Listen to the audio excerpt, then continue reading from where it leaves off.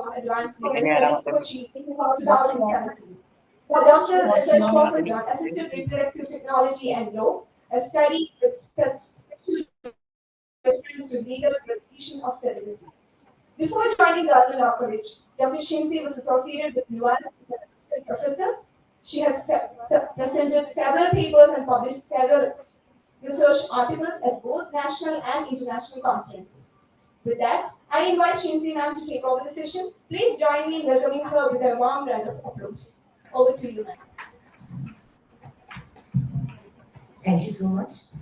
Good afternoon, everyone, and welcome to the expert talk on carbon market. Everyone, and welcome to the expert talk on carbon market, implementing the international obligation. It's my privilege to be the moderator of the session. And as you all know, the last year, India had adopted a regulation for the planned compliance carbon markets. And we are having active discussions regarding the CCCs and all. And we are honored to have three speakers together for the session. Dr. C.C. Bajish, Senior Scientist, Institution for Climate Change Studies. He is a Senior Scientist of Institution for Climate Change Studies. And Ms. Radhika Chatterjee, Senior Researcher, Third World Network. And Ms. Anamika Krishnan, who is the founder of Bioethics Collective. And this is a wonderful opportunity for us to have these three together to have a talk on carbon markets. It will be an insightful presentation for all of us. And as far as students is concerned, students are highlighting the key role of carbon markets and the aims to achieve the climate targets, the implementation of the climate action, which is cost effectively, and India is striving balance for that. And we are lucky to have these wonderful speakers together for the talk, for the implementation of implementation strategies for carbon markets. And after this talk, all the participants actively who engage the session can have the doubts and clarifications, and you have to feel free to ask any doubts and clarifications. And first, we will have a session, a talk by Dr. C.C. Bajish, Senior Scientist, Institution for Ultimate Climate Studies and Climate Change Studies. We welcome sir for the session.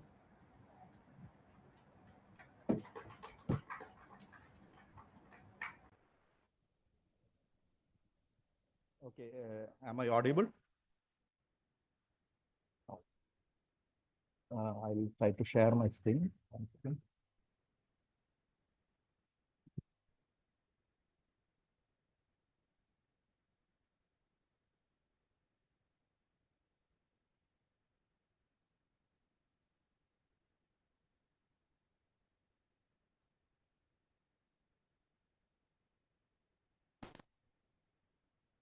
Is my screen visible?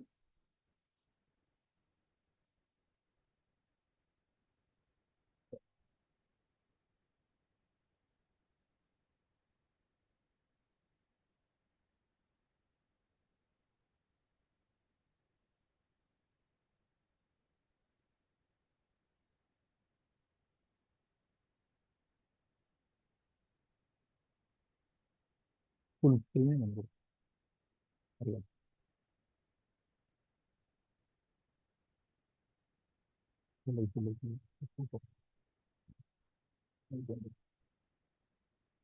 Okay, I think I'll just. Can you see my what is there in my PDF? Yeah. Okay. Okay. Yes, I'll just move forward with this. Okay. Yeah. Basically, yeah, I'm a senior scientist in Institute for Climate Change Studies. So I'll be talking in, I think, maybe in a different aspect. So the science between the climate change. So you might have heard a lot of deliberations on different topics about the climate change and its impacts and how we should go forward and all these things. But as a slight deviation, maybe I thought, okay, maybe I should make you understand what is climate change as such. So I won't be talking much about the carbon credit or what we need to do, but I want to show why it is important. So To introduce myself, actually, Institute for Climate Change Studies is an state government institute under Department of Science and Technology. So our main aim is to we do a lot of research, mostly focusing on the physical aspects of climate change, and give our recommendations to the state government. So it is situated in Kottayam. So just for an introduction, it's a very new institute. And moving forward, okay, what is the science? In this introduction slide, actually in the background, I have shown a couple of impacts due to climate change. So there'll be like an increase in forest fires. We even now in Ernakulam, I think the heat is very much unbearable. So we don't know. So heat, so there could be heat waves, heat stress. All these things are the impacts that we are going to face due to the increase, the change in the weather pattern and the climate. So forest fire is one of the aspects. And we have recently heard in California how devastating it was. And there could be increased flooding events. So Kerala already faced 2 floods. So we might face another one or in future. So these can be linked to climate change as such. I'll come back to that in a short while. And other things, what we can see, okay, we have flood, but we have a devastating landslide. We have a large increased extreme rainfall event in Wayanad and a landslide later on. So, but we can see in news that now the water scarcity is coming up. Even in my hometown in Thrissur, my mom tells that the wells have gone very down. So then, okay, the other aspect, you have flooding event, you have landslides, and the other aspect that we are looking into might be like droughts. So what could be the reasons for that? And coming forward, okay, there is like another aspect that we have to think about, that is sea level rise, coastal vulnerability, all these things. So that in that scenario, our state, like when we come into like a nutshell of if you think about Kerala, we have all these things.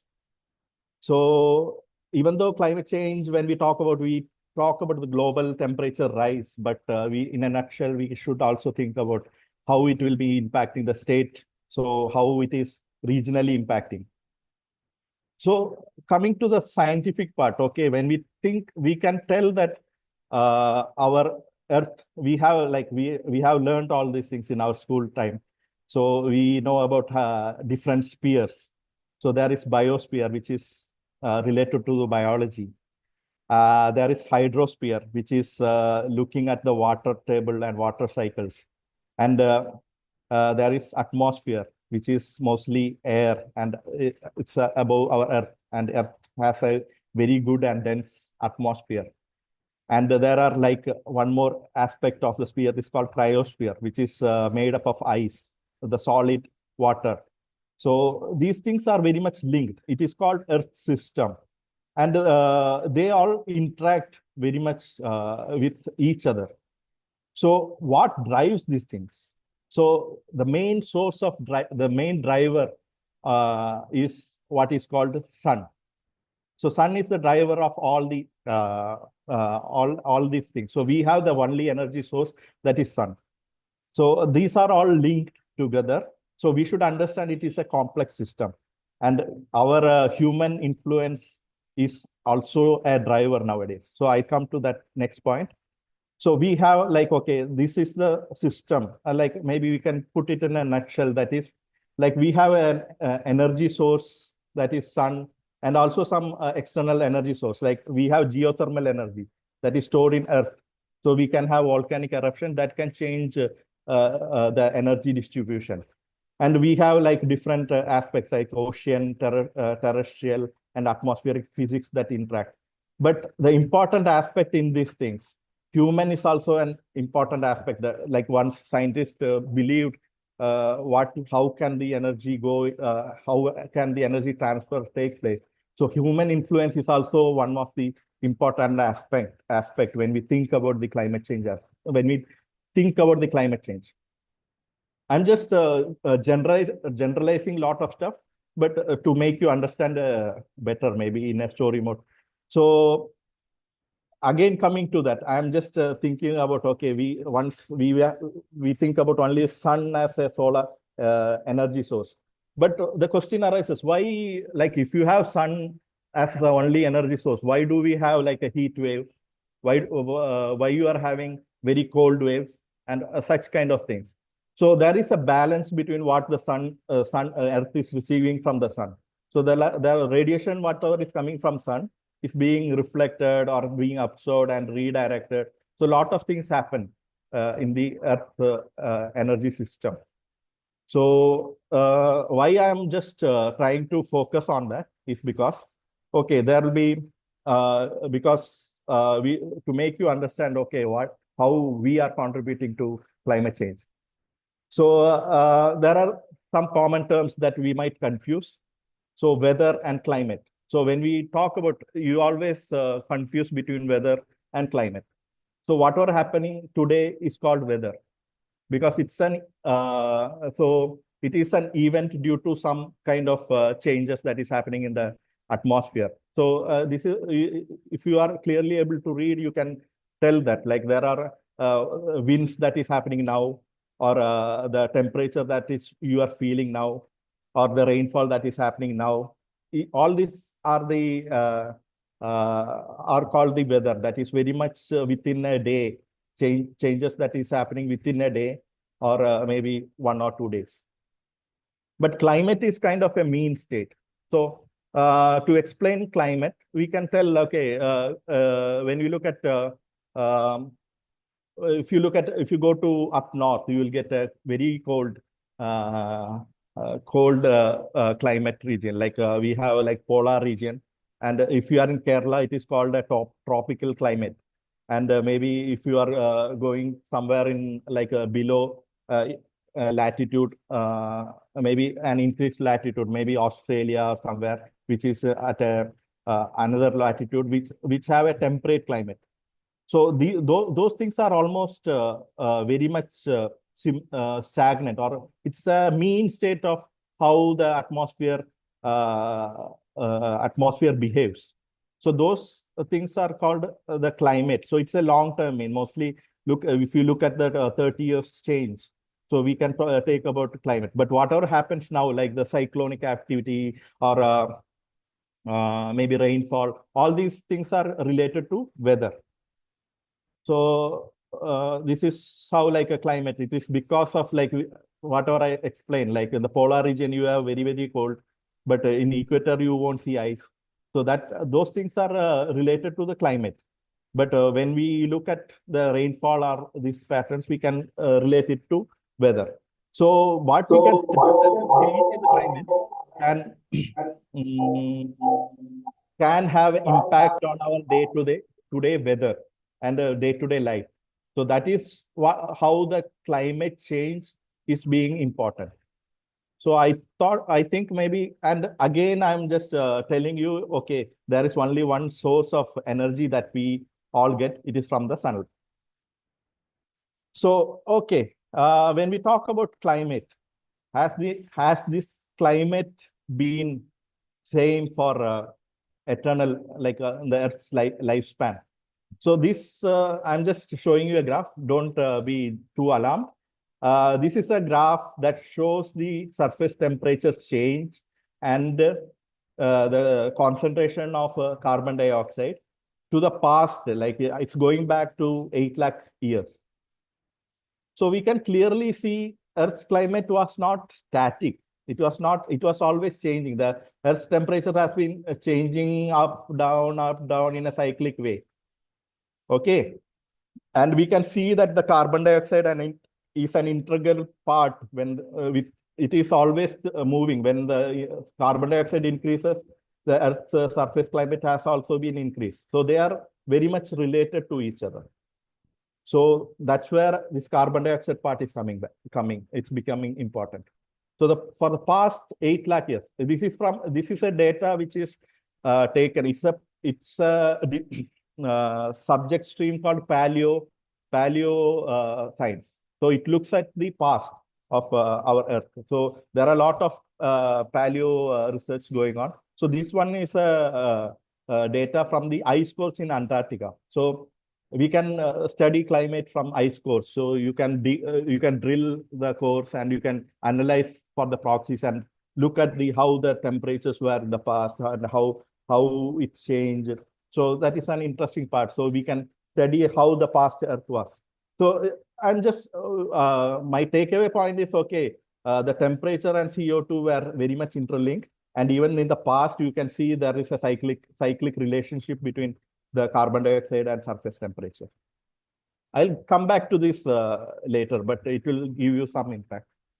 Okay, hold on, coming back.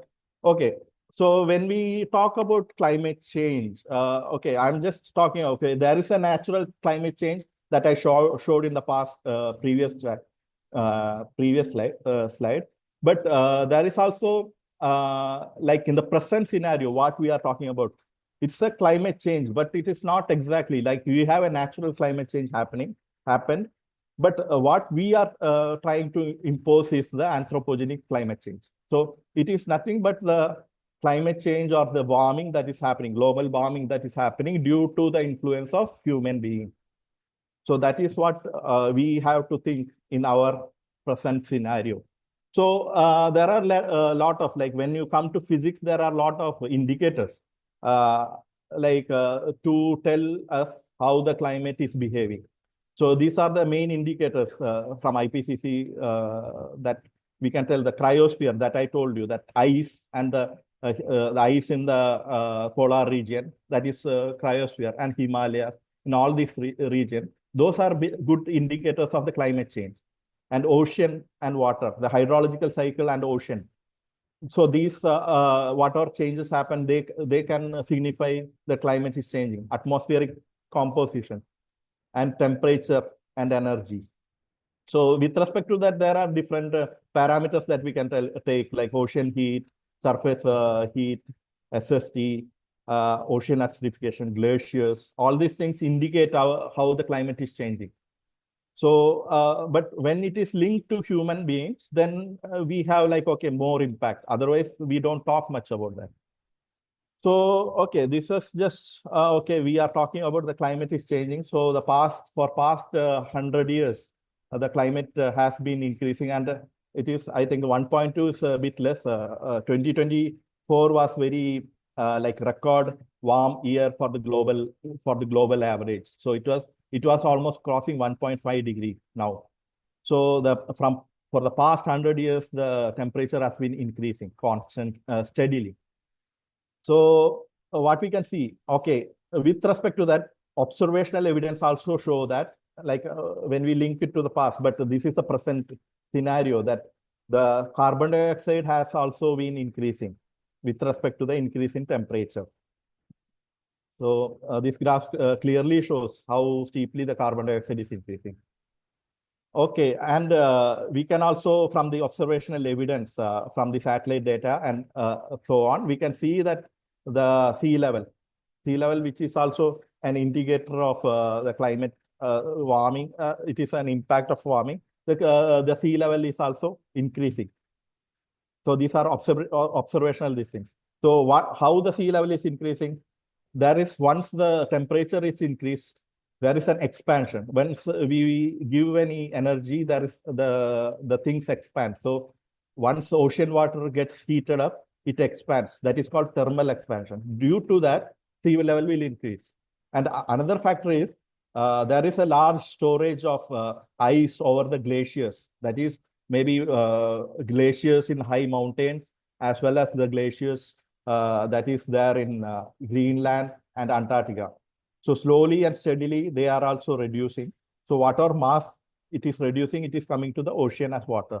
So steadily, we can, even though that the sea level is increasing by millimeters per year, it's not very drastic, but slowly and steadily it is increasing. So whatever I mentioned, global warming, there are two, natural and anthropogenic origin. There are two ways. So natural, I have mentioned earlier. So these are the natural causes. Sun is the main source of energy, and it is almost constant. But at very long term, the solar radiation might have some slight differences. And also there is a change in the Earth's axis of rotation. Those things also can affect the natural climate and the volcanic eruption. So what I told, the geothermal, like there can be large volcanic eruption which can affect, like lot of ashes can go and cover the Earth. So once Earth is covered, the incoming solar radiation can can reduce. So in that way, the Earth can cool down. So in that way, there's natural causes. But when we look at the anthropogenic causes, how humans are influencing, we can, okay, this is a GIF, actually it's not working in PDF, but we can see that there are a lot of human activity, constructions going on, and the greenery has been reduced. So this will cause an increase in land temperature. So in that way, we are increasing burning of fossil fuels. So we are polluting, and one of the main causes are what we hear about greenhouse gases, and one of the important aspect is carbon dioxide. But there is also another greenhouse gas called methane, which is naturally being like the natural gas, what we call. In some areas, we can see that the natural gas escapes to the atmosphere. It is also very much higher. It has a greenhouse intensity more than the carbon dioxide. So yeah, again, the carbon dioxide. So emission is related to the increased carbon dioxide. So, okay, coming to how the greenhouse effect, I think you might be you all know, but greenhouse effect is not very bad actually, because greenhouse effect is necessary for us human beings or any life form to sustain, because if there is no greenhouse effect, Earth's temperature would have been in negative, according to the black body radiation law. So so greenhouse effect is necessary for the sustainability, but the increased carbon dioxide emission due to the human influence is the main culprit in this scenario. So okay, this I think I can show you. Okay, this is the temperature. So this is news from the news I'm taking, BBC. So 2024 was more than 1.5. So according to Paris Convention, we were thinking about restricting our global temperature to 1.5 threshold. But in 2024, global temperature crossed that one, more than 1.5. And if you can see, okay, I showed you that the climate data. And if you can see at, I don't, okay, one second. If you can clearly see, okay, what is this? This is like for past 8,000 years, we have a cyclic increase and decrease of carbon dioxide. But after the industrial revolution, we can see a sharp increase in carbon dioxide. So this happened in our lifetime or before, like past 100 years. So this is what is concerning, very much. Although we have a natural climate variability, but this part is very concerning. So we are increasing the carbon dioxide in such a way that in 100 years, it never happened. It is unprecedented. It never happened in the history of such increase. So that is the main concern point that I wanted to tell in this thing. So human influence is the main driver of climate change that is happening in the recent past. Okay, moving on. Okay, how do you know these things? Okay, that the previous slide that I showed, okay, it shows a clear indication. But if we have like a lot of numerical models to stimulate all these things. So this figure shows clearly, okay, if you can see that the blue lines, it is called a natural forcing. We are giving whatever naturally is happening. So we can look at how the temperature should go if only natural forcing is happening. But if you are adding an anthropogenic forcing to our natural forcing, we can see that the temperature is increasing like anything. So that deviation happened after 1960s. So we can clearly see that human influence is driving the climate in recent past. So our influence is becoming, so there are a lot of factors for that, because there is ocean heating up. So there is no sink for carbon dioxide. Earlier, carbon dioxide, whatever we were emitting, you can ask why it was not evident before 1960. It was because like we had a lot of forests and all those things. And ocean is a natural taker of carbon dioxide. But now ocean is warming. So it is not able to take carbon dioxide. Now it is giving out carbon dioxide. So in that way, there is lot of excretion or outtake of outgoing of carbon dioxide to the atmosphere, increasing the temperature as such. So, okay. So yeah, now the climate change part should be added, like anthropogenic or human induced climate change. So what are the things that can come in? So there are, this is just from the WHO. There are a lot of things that can impact us. So there is like extreme events, extreme weather conditions. So Kerala is facing that same condition, which I'll explain later. And there is heat stress and cyclonic activity can come. And all these things will be affecting directly the human being. And also there are like, with the increased heat and temperature, there are a lot of maybe diseases that can, that also can be induced. And there are like vulnerability factors. There are, so even though the temperature is increasing globally, but there is lot of factors that influence that one. So the demography, geography is important. Also the how, in which climatic zone you are. In that way, we have to take care how that impacts us, maybe where we are, like for example, how Kerala will be affected. That will be one of the things that we are also concerned. So when I talk about Kerala, I am just going to wind up. But so when we talk about Kerala, it is a peculiar region. So we have this increase in temperature and these things, but these extreme events, the floods and all can be impacting Kerala very much because of its geography and also its demography. So we have, like, if you look at, there are around 44 rivers that flows from the Western Ghats. So why is that like that? And the rivers flow very fast. So what is that reason? The physiography. We have a lot of, we can see from this map, there is a highland and there is a midland, and you can see the coastal lowland. So we have high mountains, then mid-range, mid-region, and coastal region. So all these things has a large amount of gradient. So whatever extreme rainfall happens on the Western Ghats, that will impact every region. Like once one rainfall is there will be floods, and it will affect all of the all of our Kerala state. Like so, typically the geography becomes very important. And we can also see that this is a land use land cover change. So this is almost recent. So the red part looks, look at the red part. Kerala is totally built up with, those are built up area. So this much area is being built up. So the natural flow of the rivers has been hindered.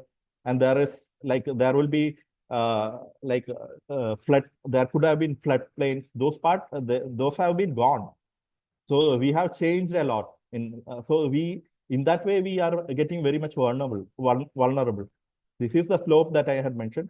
And we can also see that, okay, these areas are vulnerable to landslides. Already, because of the geology in that region, we have vulnerable regions in the Western Ghats, which are landslide prone. And once some extreme precipitation and all happens, like what happened in Wayanad, it can be devastating.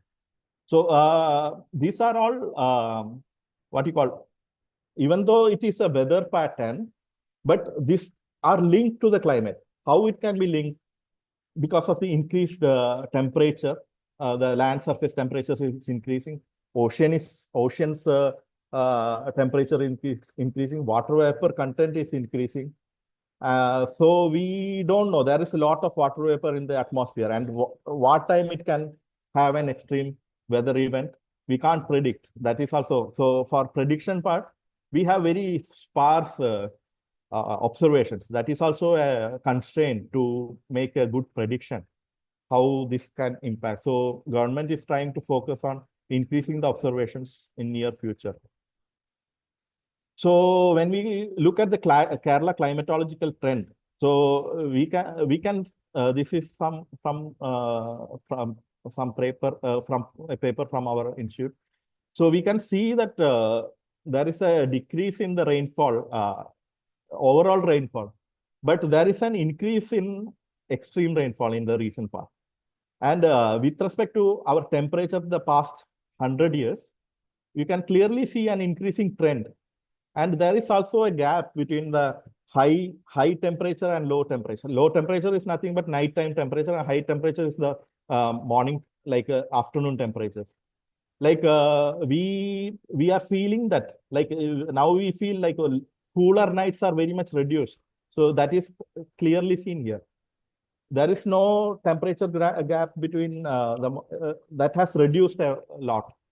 So overall, the Kerala temperature has increased. So that is, so we can see that the climate change, like it is also similar to the global temperature rise. So Kerala also is feeling the brunt of the climate change. So it is, okay, maybe something related to carbon. I'm just telling and winding up. Maybe others can follow this up. So in Kerala, actually industrial emission is very much less. But our main, like energy sector is the highest emitter. We can tell it has emitted around 21.86 million tons of CO2 equivalent. So it is almost 80% of our emission. And the transportation sector is, in the energy sector, transportation is the highest emitter. And followed by our residential emissions. So we can see that, okay, our there is a commitment from our side. There should be a commitment from each and every people from our side to reduce the carbon that we are emitting to the atmosphere, because it is heating up the globe. And thank you for your attention. Hope I could enlighten something. Thank you.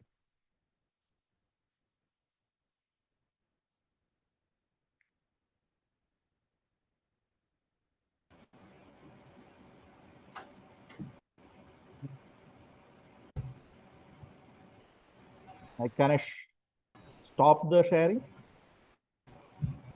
Yes. Yeah, we can see, ma'am.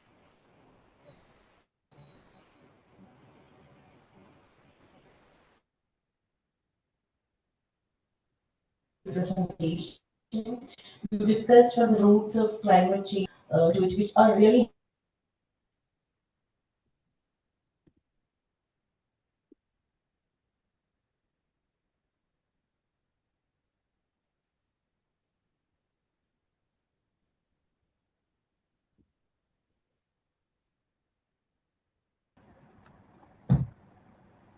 Am I audible? Yes, ma'am.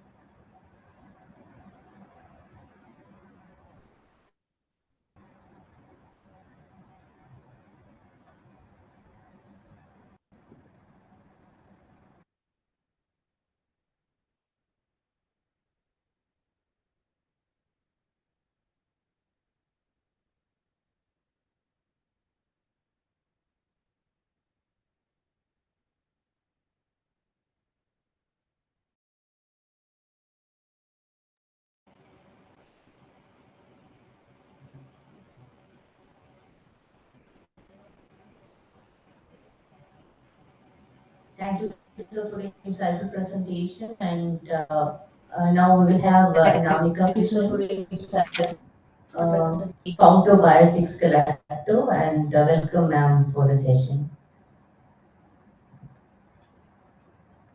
Good afternoon, everyone. Am I audible? Okay, I will go ahead and share my screen. Are you able to see my screen? Yes. Okay. Perfect. Thank you.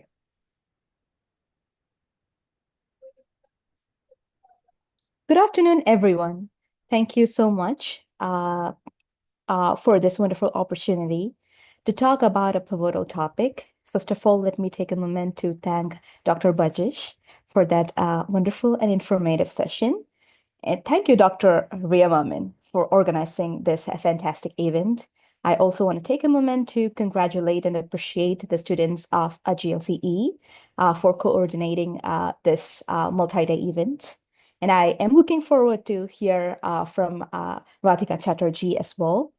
And today, I will be talking about class struggle, environmental racism, and the fight for climate justice in the United States.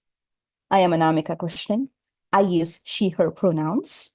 I am an author, attorney, and activist based in Indianapolis, USA. I am also an alumna of GLCE. So this is a full circle moment. Today's presentation examines how environmental racism and class oppression intersect within the US legal and policy frameworks, perpetuating climate justice, climate injustice, and corporate impunity. I want to be very honest that I cannot encompass the vastness of this topic into a 15-minute talk. Rather, I will be offering mere snippets of what has been happening in the United States and how the communities, especially communities of color, are fighting back and reclaiming power. So we will take our time to examine structural inequities and pathways for change. I just want to set a timer so that I don't exceed the time limit. As Mahora Carter once said, environmental justice means that no community should be saddled with more environmental burdens and less environmental benefits than any other. This is a worldwide phenomenon.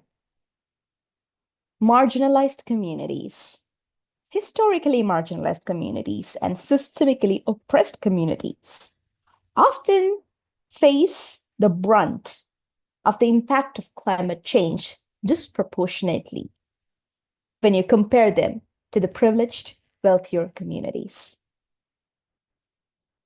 Today, we will be discussing mainly around three themes: intersectionality, the need to adopt an intersectional approach to understand climate change so that it can inform our approach towards our fight. We will be examining how race, class, and gender shape climate injustice in the United States. We will also view some real incidents and examples of how even laws and policies are fueling climate change and environmental racism. What exactly is environmental racism? Marginalized communities, especially Black, Brown, and Indigenous communities, often endure environmental hazards at a disproportionate level.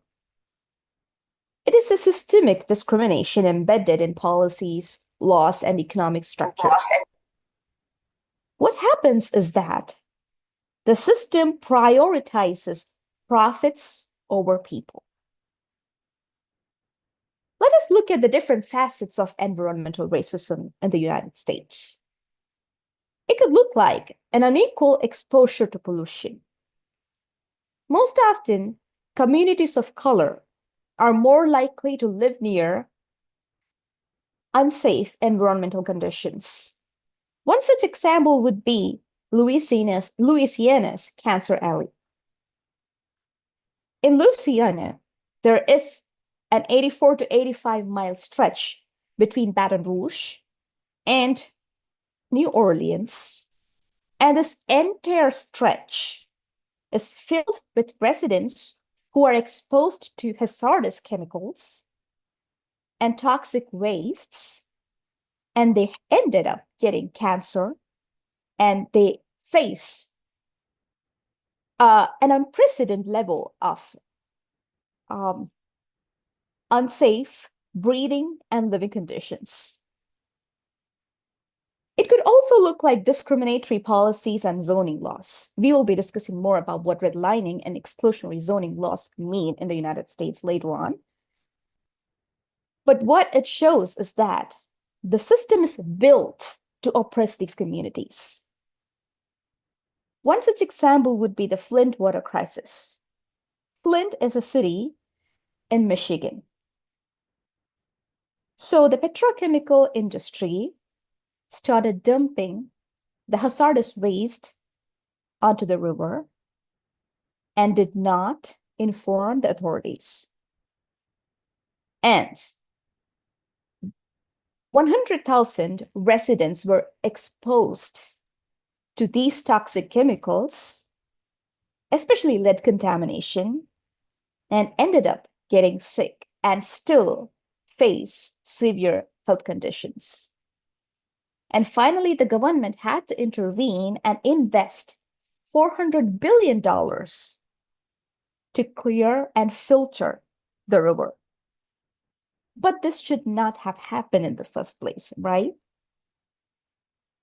Environmental racism could also exacerbate health disparities, higher rates of asthma, cancer, and other illnesses.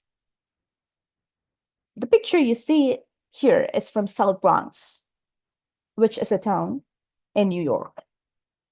It has a predominantly Black and Latino population, and they have some of the highest asthma rates in the United States. Children in this area are hospitalized for asthma at 5 times the national average. We should also acknowledge and address the rampant government negligence and corporate exploitation that happens in the United States. Even though there are laws and protections in place when it comes to environmental justice, they are not enforced or implemented at the same level at all states or all regions of the United States. When you look at marginalized areas, especially where indigenous communities live, these laws are not enforced to its fullest. The Dakota Access Pipeline. The US government rerouted an oil pipeline away from a white town. So they did not want to harm the white town. Rather, they rerouted it to North Dakota and placed it near a reservation, threatening indigenous water sources. Despite protests, the project moved forward with militarized force against activists, unfortunately.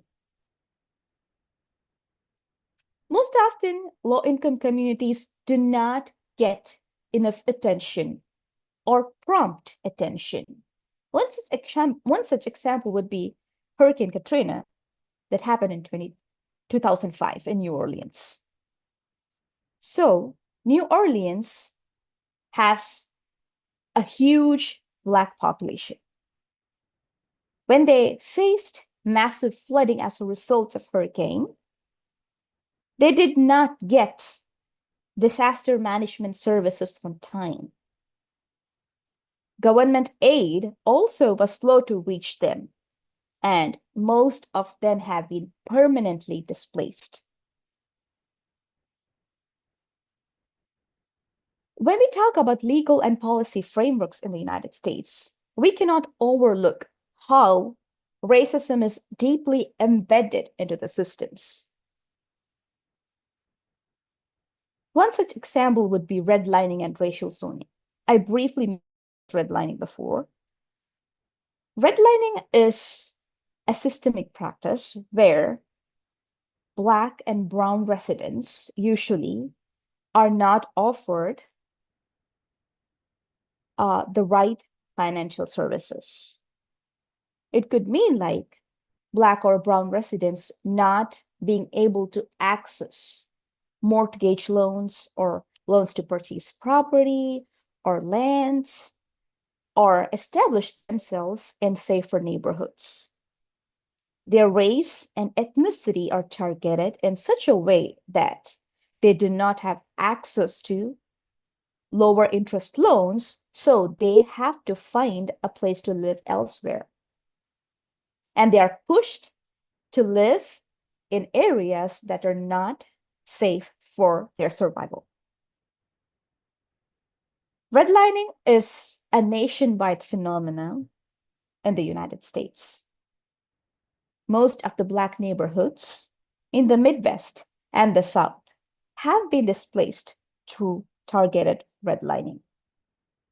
The problem is that the redlined areas still remain underappreciated, and they remain oppressed, and they are even food deserts, which means that they don't have access to basic grocery stores. They continue to be delving in poverty, and they face long-term exposure to toxic chemicals and hazardous materials. Even zoning laws are used against people of color. Polluting industries are often placed in low-income neighborhoods. And it also allows hazardous industries near vulnerable population while protecting wealthier white communities. We may talk about the Clean Water Act, Clean Air Act, and multiple environmental legislations in the United States. Some of these legislations have been the influence for the Indian legal landscape to establish and implement our own environmental laws that you'll be learning at school. However, the laws in the United States are being rolled back as part of the new administration. In fact, this has been going on for several decades now. However, as you might be watching from the news, the new administration is planning to step away from the Paris Agreement and other climate treaties, and they are rolling back regulations to reduce accountability of corporates. And this is where we need to understand the intersectionality of the struggle. Climate justice is a class war, and if we do not acknowledge that truth, we won't be able to offer community-based, practical solutions that are sustainable. What does intersectionality mean? You might have heard about it before. This was a term coined by Kimberly Crenshaw in the 1980s when she was writing about Black women's struggles. Intersectionality means that there is no single issue struggle. For instance, your identity is not singular. For example, me as a person in the United States, I am a woman. I am a person of color. I work at an LGBTQ+ nonprofit. I am an immigrant. I do have a job. I do have higher education. I do have access to basic needs. So these are all facets of my identities. If you are not ready to acknowledge the different facets of a person's identity, you won't be able to address their needs. Low-income and BIPOC communities are disproportionately exposed to environmental hazards. So if you are not addressing the root causes of why they are being targeted in the first place, you won't be able to come up with a sustainable solution. Look at some of the examples. It's mostly low-income human beings who live near highways and industrial zones in the United States. And even the disaster response is not prompt. Just like how we saw what happened during Hurricane Katrina. And government relief often prioritizes wealthier areas, leaving marginalized communities behind. We also need to acknowledge how wealthier communities have climate privilege. So wealthier households can afford air filtration systems or water filtration systems. They can pay for fire and flood insurance. And if their area is affected, they do have the means to relocate and start a new life elsewhere. This is not the case for 80% of human beings in the United States. Wealthier areas receive better attention when it comes to disaster relief and stronger infrastructure investment. So earlier on, gentrification was purely done for economic purposes. Now, we are also experiencing something called climate gentrification, where profits are being prioritized over the well-being and survival of low-income communities living in unsafe environmental conditions. The climate change also exacerbates wealth inequality. You might have seen what happened in LA and what is happening in LA when it comes to wildfires. The truth is that most of the Black neighborhoods in LA have been erased. They might have to relocate. They won't be able to find funding or loans, just like their white peers, to establish a new life. Working class renters are facing eviction at historical rates. And generational wealth of most of these Black neighborhoods have been lost. At the same time, rich, white, straight humans who lost their homes and belongings in LA, yes, they still suffer, right? But they do have a privilege to find financial and non-financial resources to restart their life. And that's how we need to focus our attention to the working classes activism. I will take 2 more minutes just to go over 3 slides. I'm very happy to pause for answers after Professor Chatterjee's presentation.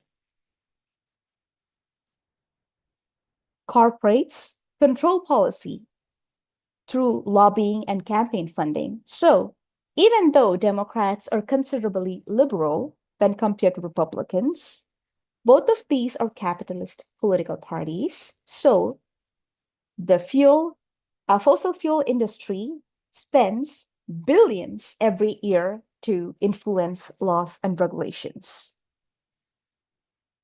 And as I mentioned earlier, we are seeing a massive rollback of basic protections when it comes to clean air and water regulations.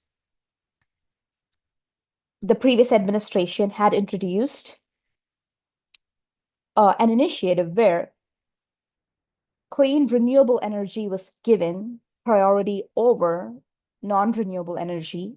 However, the new president has signed multiple executive orders rolling those initiatives back, and they might even dismantle EPA in the longer run.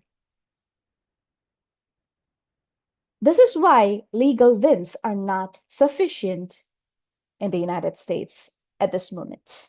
We might say, hey, like this is blatant violation of human right. Let's fight this out in the court. But sometimes legal wins are not enough. Just like Audre Lorde said, the master's tools will never dismantle the master's house. The Supreme Court is stacked with right-wing judges. Governors are rolling back climate protections. The federal government is dismantling the entire EPA. So that's when grassroots movements come into play. Most of our rights have been won through grassroots movements, be it in India or the United States. They matter because these are direct, community-led responses to systemic issues. This is a ground-up approach, unlike a trickle-down effect advocated by elite environmental activists. Grassroots movements build solidarity and political power. So it is essentially a reclamation of power by the people. One such example would be the indigenous land defenders in the United States and Canada. They have led environmental protection movements for centuries. They have been resisting against extractive industries in reservations. And they do see the intersectional approach. They do see the need for an intersectional approach where they merge land rights, climate justice, and their culture's survival. Let us not forget that climate justice is social justice. I couldn't offer you much of legal solutions today because we are seeing an onslaught on our legal protections and constitutional rights in the United States. The battle is not over yet because the people and community are fighting back. Even though the current moment may feel hopeless, helpless, and desperate, I want us to remember that hope is our birthright, and hope is what we'll always have. Thank you so much, and I appreciate this opportunity once again. Thank you.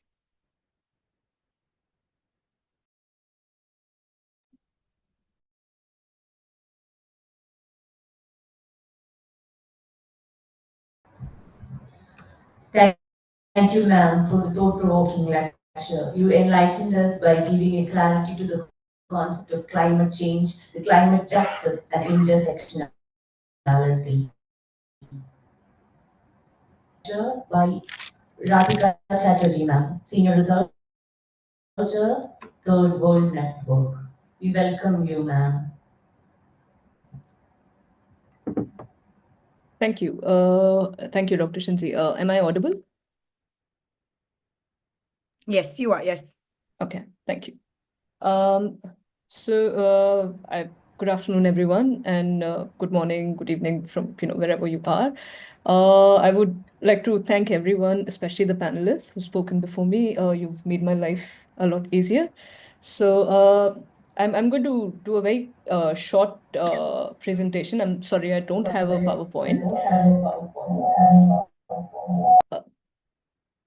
So I'm just going to, and I understand that this has been like most of the students who are attending today, they've also been part of a workshop for the past few days that was centered around international legal framework, and not just international legal framework, but generally legal frameworks around climate change governance, among other things. So I'm just going to touch on a little bit of the core international legal framework that governs climate change at the moment. That's the UNFCCC and its Paris Agreement. UNFCCC is United Nations Framework for Convention on Climate Change, and Paris Agreement is something that came along in 2015, and UNFCCC happened sometime in early 90s. Now, in both these agreements, now these are agreements in which countries of the world, they came together to decide on how the problem of climate change, which is a global problem, can be addressed at the global level. And there are two core principles that are parts of these governments, and these are equity and common but differentiated responsibility and respective capabilities, capabilities. And so both of these principles, they govern, they are related to the historical responsibility aspect that's associated with climate change. In the sense that, what Dr. Bajish presented in his presentation, about the carbon dioxide emissions and the rise in the level of carbon dioxide in the atmosphere and how it's related to the surface temperature rise. So in terms of historical responsibility, if you look at the historical cumulative emissions, now developed countries, they are, if you look at their historical cumulative emissions, they're responsible for 68% of those emissions, whereas their population this is 68% of emissions that have happened between 1850 to 2019. And they represent only 19% of the world's population as of 2019. Whereas when you look at the developing countries' contribution to these historical cumulative emissions, that's around 32%. Whereas in terms of population, they are 81% of the global population. So I mean, in terms of, like the way in which this problem, the challenge of climate change has to be addressed, also needs to take into account the aspect of equity, in the sense that, like climate change impacts everyone, but developing countries are more vulnerable in the, in terms of the impact that they face, in terms of the impact on loss and damage that I'm sure, and everybody who's living in Kerala, I mean, you're experiencing, in terms of, the higher precipitation, and how adaptation is also an important element that needs to be prioritized in developing countries. Another thing that needs to be prioritized in climate change is, that's the another aspect besides adaptation, is that of mitigation, which is basically reducing emissions. Now, the global carbon budget, the remaining global carbon budget it amounts to some 500 gigatons. And so that basically means that this is the amount of carbon emissions that can be that can be made to limit the temperature rise to 1.5 degrees from industrial times. So now, to do this, there is a need for rapid reduction of emissions. But the question is, who will do it first? How will it be done? These questions arise because, there are two aspects to it. One is, who contributed majorly to this problem, in causing this problem, in terms of the historical cumulative emissions aspect of it. And the other is, making any kind of change in terms of reducing emissions requires a lot of money. So, so both of these agreements happened taking into account the fact, the historical responsibilities of developed countries.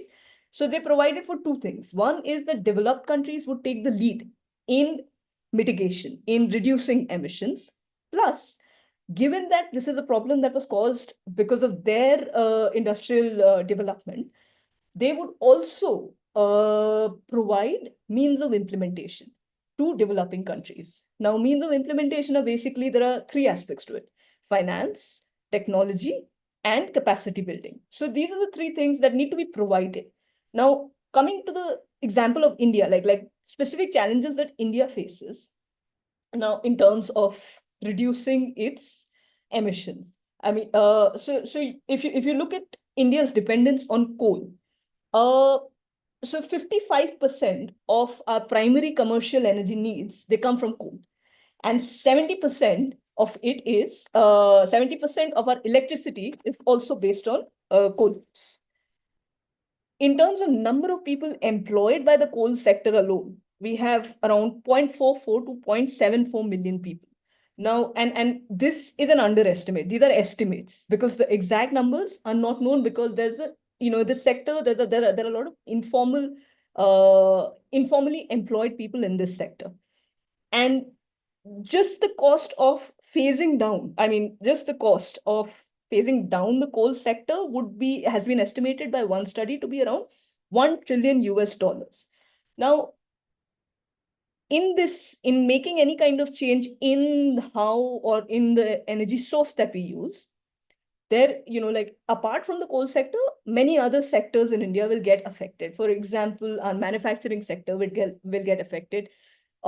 Basically, any sector that uses energy, that sector that is dependent on energy, and including everyday lives of people. So, and to make this change, what is needed is basically a lot of money.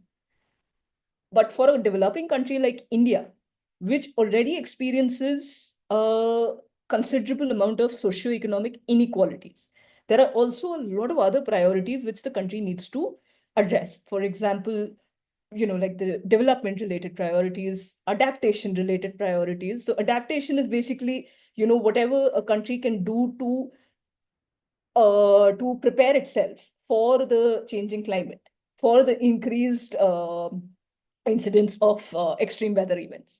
So basically, a lot of money is needed.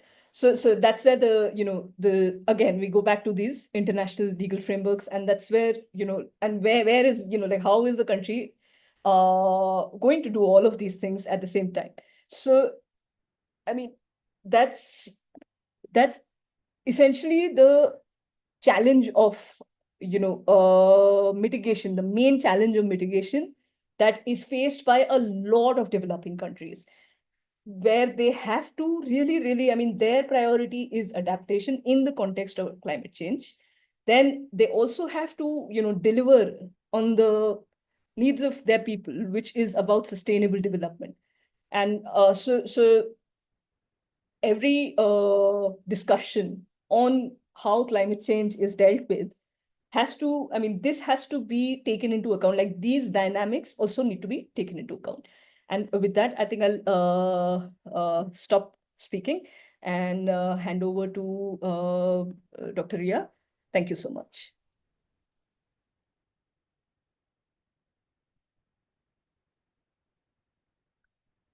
Thank you so much. Dr. Shinsi ma'am will take it forward for question answers, so we can have some discussion based on this, because I see that the panel has given a beautiful thread of discussion from the scientific aspect, which as lawyers, it was all new. We knew there was an increase, but what was the cause, to what extent, and like why is the trans change to the idea of climate justice, and coming to Radhika giving a final legal perspective and the challenges with perspective to developing countries. I believe Shinsi ma'am is going to take it forward for some Q&A, and then we can have some discussion.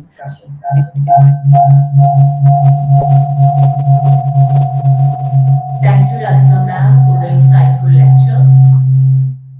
You focused on the special challenges of India on emission of energies and what to be done, and what is the adaptation strategies, and what are the difficulties India is going to face as it is a developing country. And now I request the audience to ask me doubts and clarifications and use this time. It's a wonderful opportunity for us, as we have Dr. C.C. Bajish and Ms. Radhika Chatterjee and Ms. Anamika Krishnan for the international workshop on interdisciplinary approach to climate change. And they use their valuable time and insightful lectures for you. And I request you to use this opportunity to ask any doubts and clarifications if any. Thank you.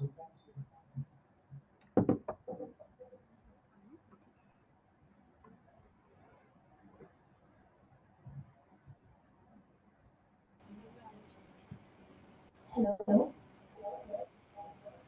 Am I audible? Yes. Yes.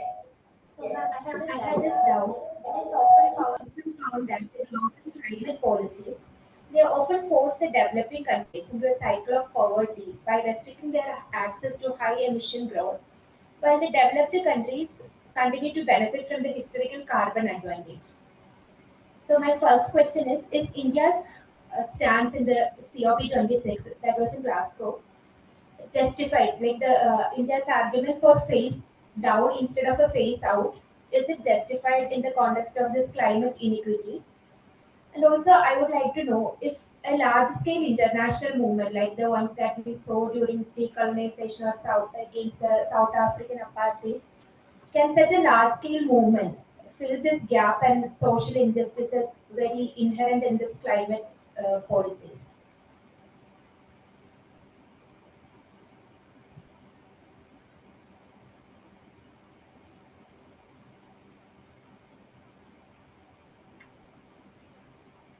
Sorry, who is this question for?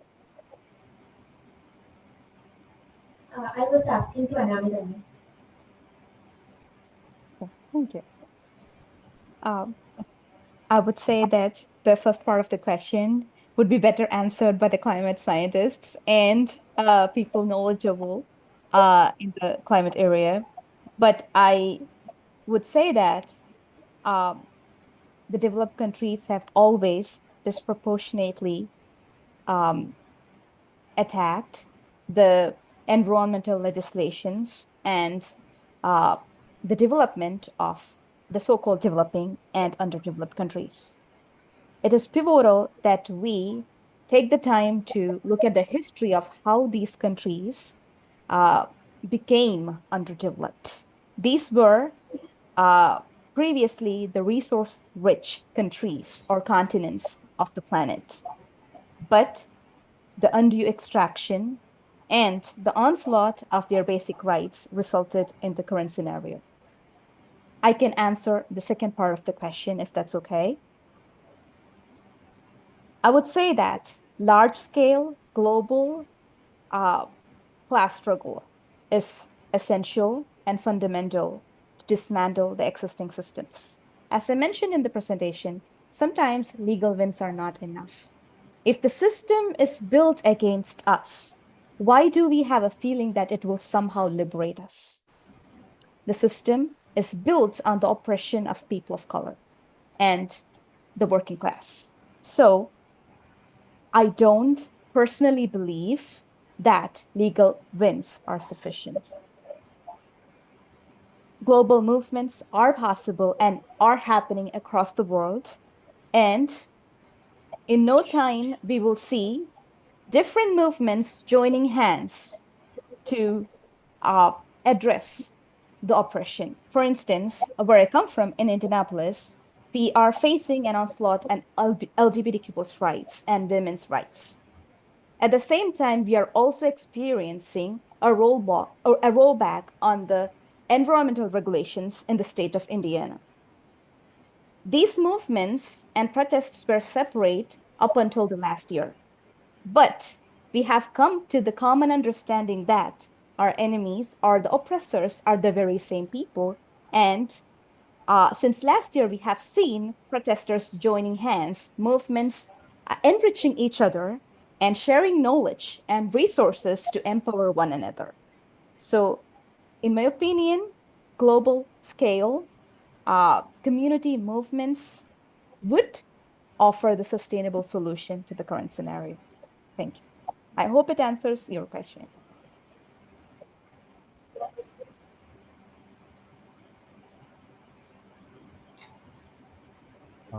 Your first question was regarding the equity, I think. The developed countries use the resources and cause the climate change. And now, as a developing country, you are asked to reduce your carbon emission. So how can that be correct?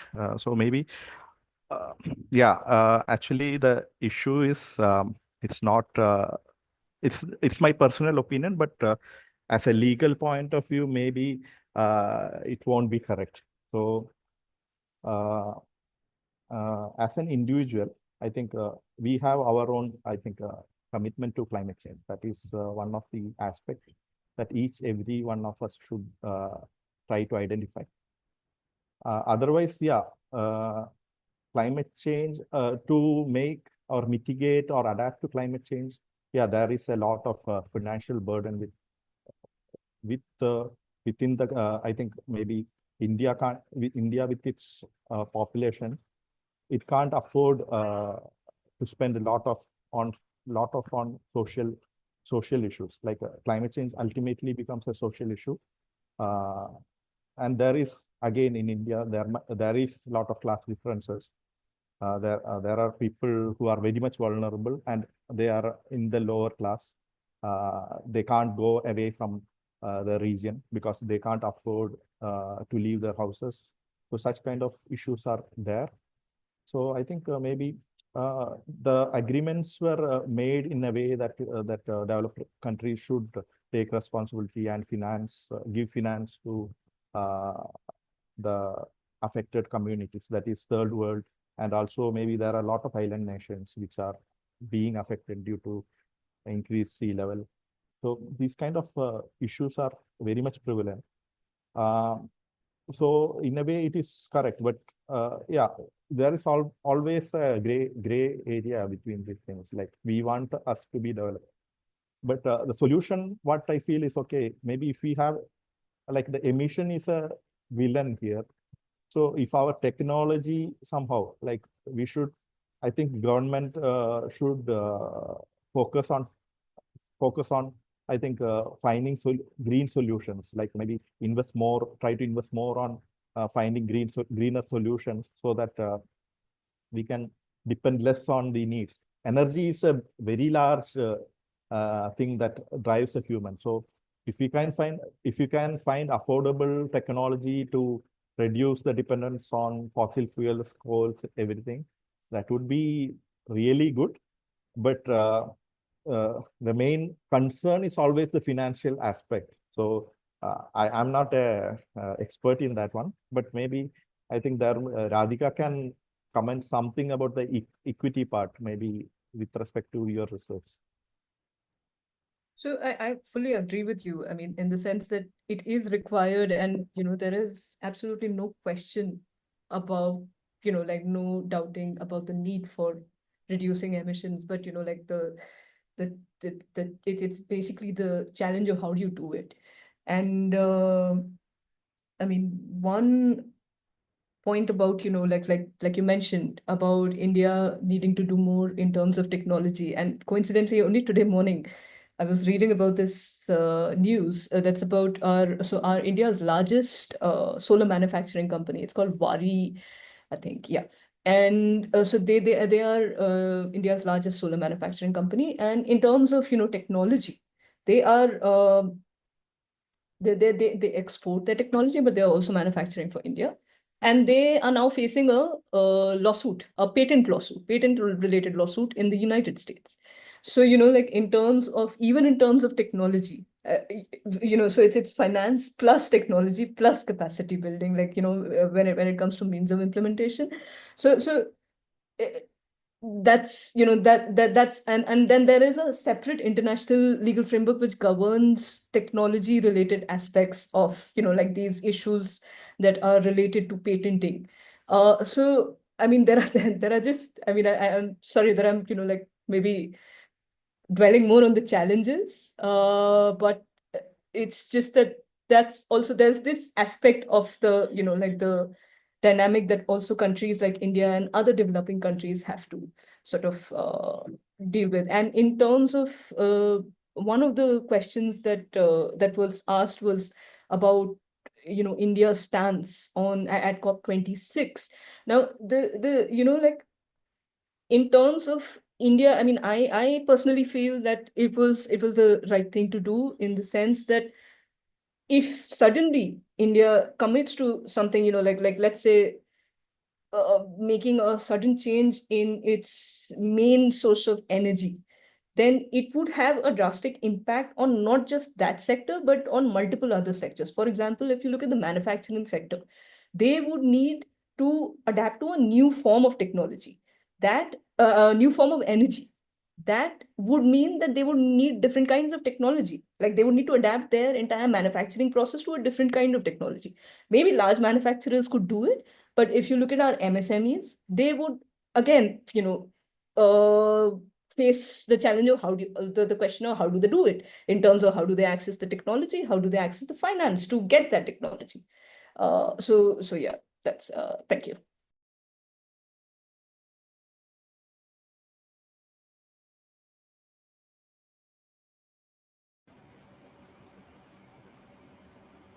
Any further questions? Any further questions?